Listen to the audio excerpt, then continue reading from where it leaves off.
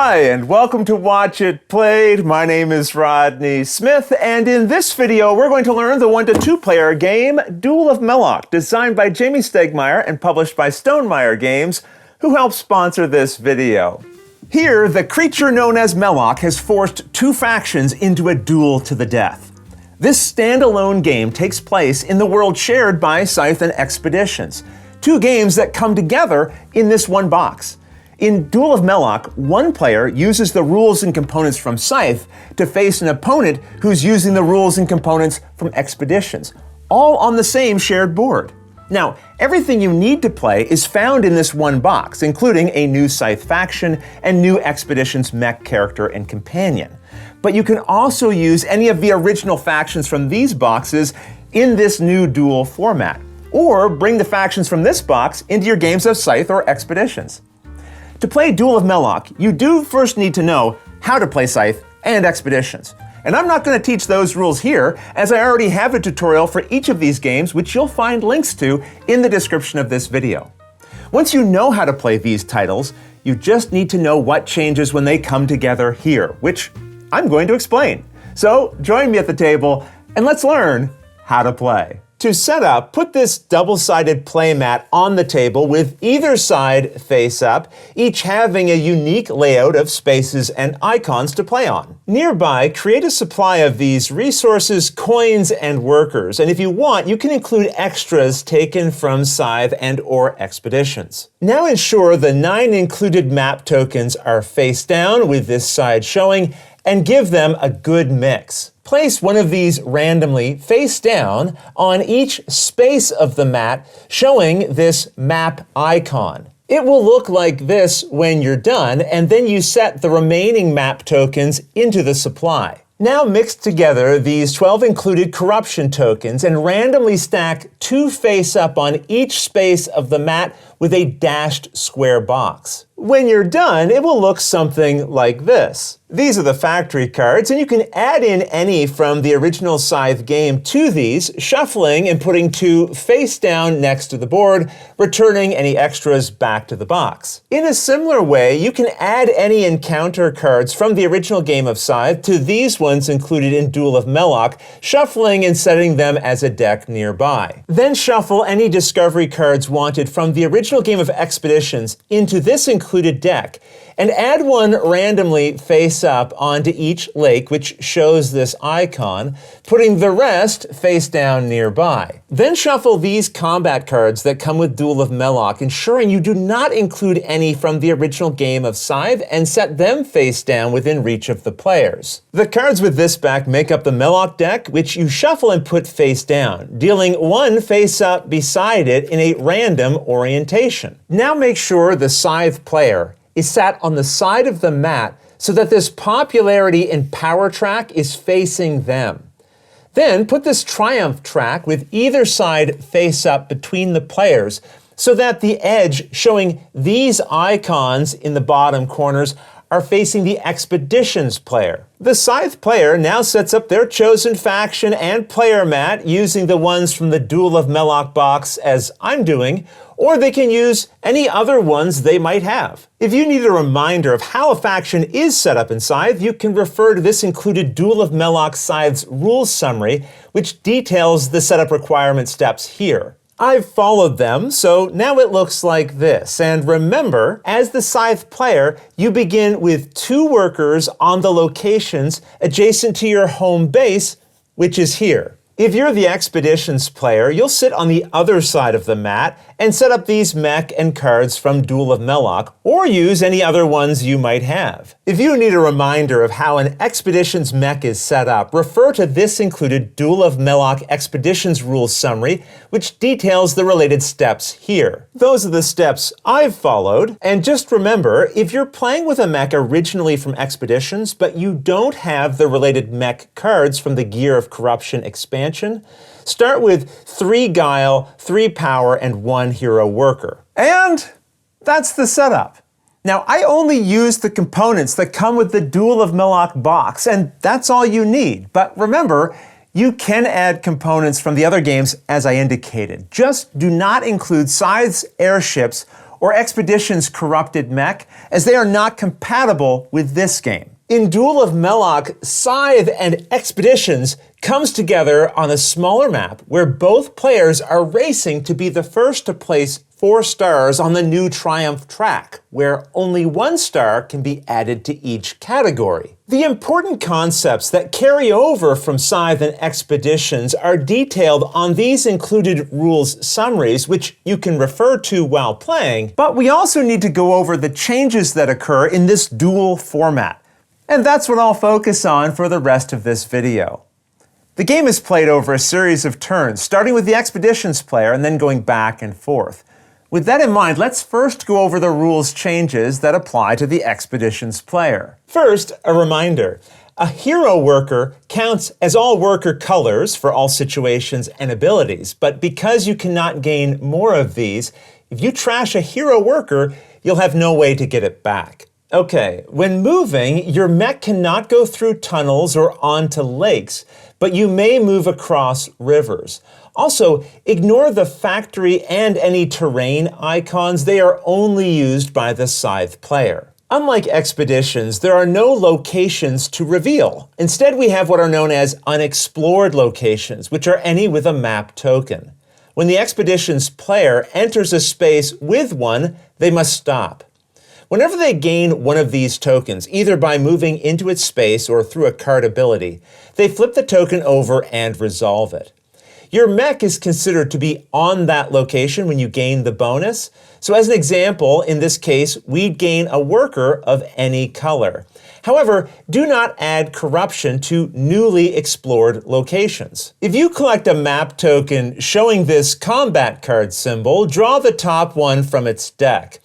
Keep it hidden from the other player, but also separate from your hand and active row. You'll find a new icon on the map, which allows you to draw any combination of 2 cards from the combat and/or discovery decks, choosing one of them to keep, discarding the other. Speaking of discovery cards, there are 2 new phrases you'll find on them. If you're told to peek at the top 2 cards of any deck, then gain one of them, that means you choose either the combat or discover deck and draw 2 cards from it, not 1 card from each.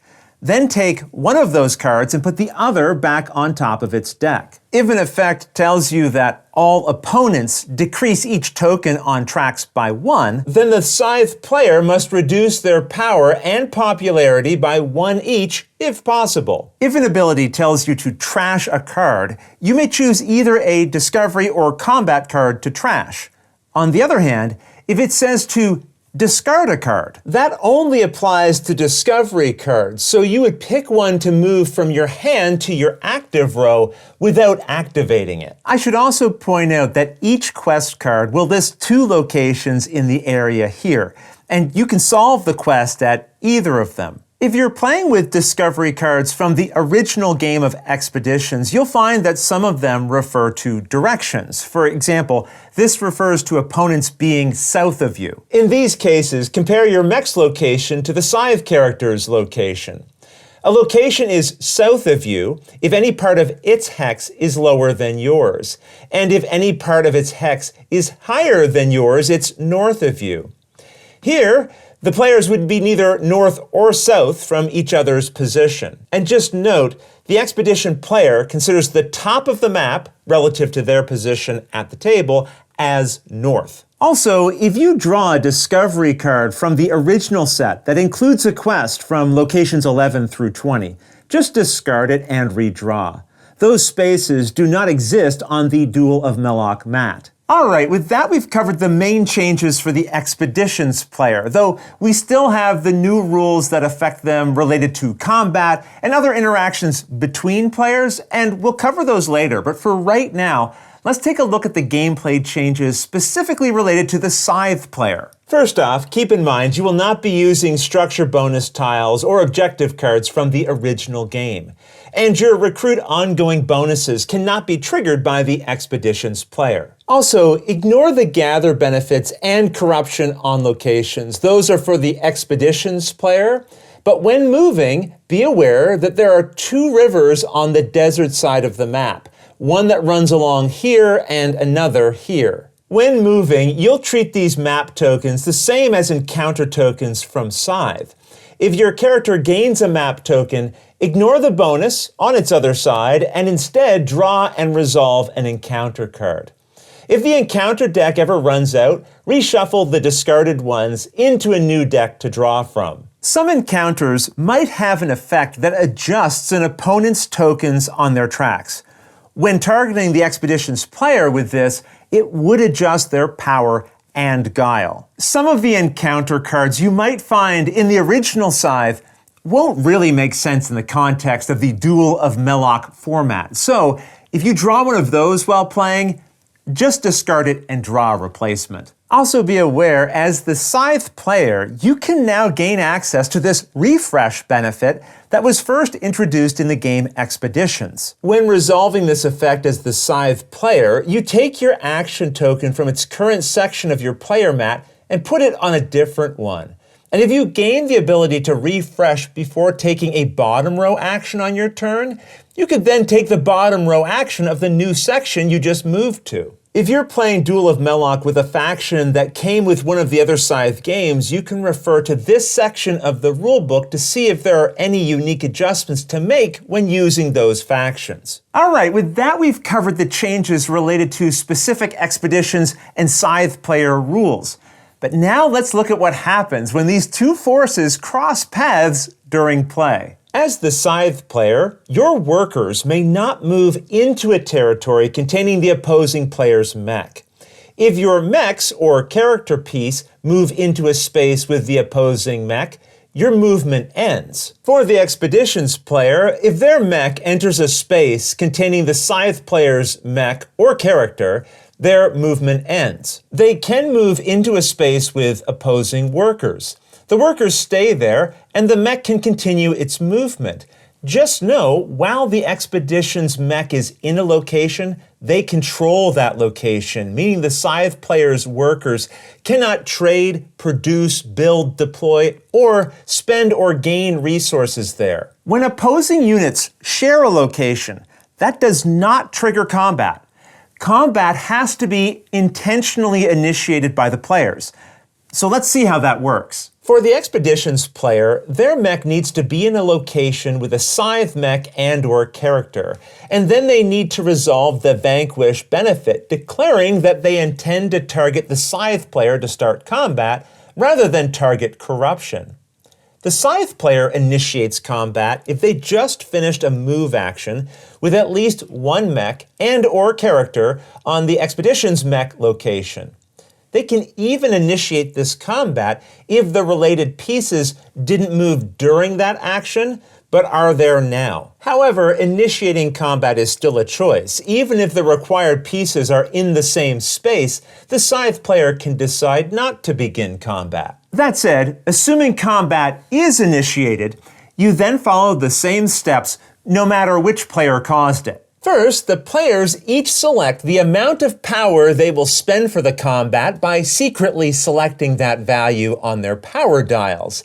They also secretly add up to one of their combat cards for each of their characters and/or mechs involved in the combat. For the Expeditions player, they only have a single mech, so they can only select, at most, a single combat card. If the Scythe player has multiple mechs and/or their character in the combat, they could add more cards, but as always, adding them is optional. When both players are ready, they reveal their power dials and any chosen combat cards. The attacker totals the value of their dial and played combat cards, applying their effects first. Remember, in Duel of Meloch, you do not use the original Scythe combat cards, but instead the deck that comes with this game. When used in combat, add the value on a combat card here to your total power and resolve the effect listed at its bottom. In this case, we draw a combat card from the deck and add its value to our total power, and then you discard it without resolving its effect. Combat cards also show an icon in the top right-hand corner, but you ignore it during combat. We'll see how it's used a little later. So, after the attacker totals and resolves their played combat cards, the defender does the same afterwards. Then the player with the higher power total wins, with the attacker winning ties. The players then pay the power shown on their dials and discard their used combat cards. The winner of the combat then adds one of their stars to an empty space of the triumph track with this symbol if one is available. If the expeditions player wins the combat, they get to do this without needing to boast, which is normally how they add stars here, as we'll see. There's only one available space for a combat victory on this side of the triumph track. But if you're playing on this side, you'll see that there are two spaces. If all of the combat spaces have been claimed, then no stars are added here for future combat victories. If you lose a combat, you retreat all of your units on that location to your home base. When the Scythe player retreats, they leave any resources in that combat space behind. If the losing player spent at least one power, either on their dial or from a combat card, they now draw one new combat card. Speaking of combat cards, I had mentioned that they have a symbol in their top right-hand corner. On your turn, outside of combat, you may discard any number of combat cards to gain the benefit showing in that card's right-hand corner. Just ignore its power value and the combat effect at the bottom. All right, this brings us to one of the most important things, the triumph track. Over the course of the game, players are trying to accomplish goals that will allow them to add their stars to these spaces. Be the first to add 4 of your stars here, and you win. What's special about this track is that there's only room for 1 star on each objective. So if the Scythe player gained 8 workers, which completes the requirements of this objective for them, then they'd add their star there, and now the Expeditions player can't. The side of the track with these symbols in the corner face the Scythe player, and their requirements for each space are listed here, which can be different from the requirements of the Expeditions player, which is shown on the other side. Just be aware, the Scythe player adds a star to the Triumph track as soon as they meet its requirement, but the Expeditions player must use the Boast benefit to place a star on any one completed requirement. So if they currently satisfied 2 of the star requirements, a Boast benefit would only allow them to place 1 star. They'd need to boast again to place the other. The exception is winning combat, which allows the Expeditions player to place a star without boasting. Whenever your opponent places their first, second, or third star, immediately after, you draw the top card of this Meloch deck and orient it however you like, placing it so it covers the top half of the most recently played card. Remember, during setup, one of these cards begins face up on the table. The top half that you cover is relative to your position at the table. So seated on this side, the top half would be here. The player adding the card then gains all of the benefits showing on the sections with arrows pointing towards them. So in this case, they'd resolve these 2 effects. The opposing player, however, doesn't gain anything. That said, if this player later gains a star, then the player on this side would flip a card and put it over top of this half, because this would be the top for them, and then they would gain the benefits in the sections pointing towards them. I should mention, if the Scythe player gains a worker from effects like these, they place one, if available, on any territory they control or on their home base. The symbols found on the Triumph track will be familiar to you from Scythe and Expeditions, but I just want to point out that the hero worker does count towards the Expedition player's requirement of gaining 6 workers. As soon as a player adds their 4th star to this track, they immediately win. I should point out that on this B side of the Triumph track, there is a very rare scenario that can occur when both players have 3 stars, but only combat stars are left to claim. A player could cause a stalemate by keeping their combat units on their home base, preventing the other player from getting their 4th star from combat. If that happens, and the player has not moved onto a hex territory space for at least 2 turns, then players may attack units on home bases for the rest of the game, treating home bases as locations. And that covers the rules for playing Duel of Meloch. The game comes with an appendix sheet that gives you extra details on the new Scythe faction and expedition characters, along with further details on the included combat and factory cards if you have questions while playing. You'll also find variants in the rulebook that allow you to bring in further components from Scythe and expeditions to modify the game, along with a method for playing Duel of Meloch in a tournament format. There are also included components and rules for solo play, but those I'll leave for you to discover on your own. Otherwise, that's everything you need to know to play Duel of Meloch. If you have any questions about anything you saw here, feel free to put them in the comments below and I'll gladly answer them as soon as I get a chance. You'll also find forums for discussion, pictures, other videos, and lots more over on the games page at Board Game Geek, and I'll put a link to that in the description below. And if you found this video helpful, please consider giving it a like, subscribing, and clicking that little bell icon so you get notification anytime I post a new video. And if you'd like to support the channel directly, you can join the Patreon team, which I'll have linked below. But until next time, thanks for watching.